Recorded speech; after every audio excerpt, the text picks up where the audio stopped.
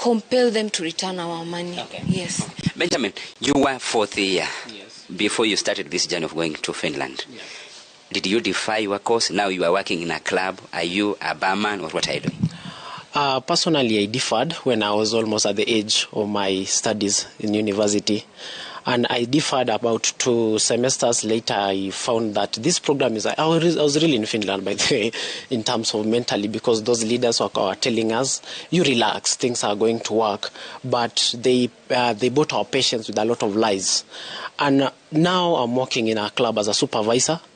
And it is a life that has degraded my level of... the tech that I had made in life. Personally, I'm an author of a book called Freedom, the Future of Comfortability. I had to upgrade my brand. I had to make this a book go to the community. I had to make this book reach to the people who I wanted this book to reach to. Mostly, I got a media house that had enjoyed me with some of the programs about youth. And this program was more important in my life because it was compelling me and pushing me to achieve the greatness of what I was meant to do. But when I found this program of aseng'eyo, or that I'm going to Finland to study a degree in nursing, it is something that I thought wise to bring to the community the resource. We know that Europe, in a scale of 0 to 10, they have 9.5 resource of the healthcare system there. How fair was it, and is good for our community? We bring resources and mental and good brains from there, so that our communities can acquire good health.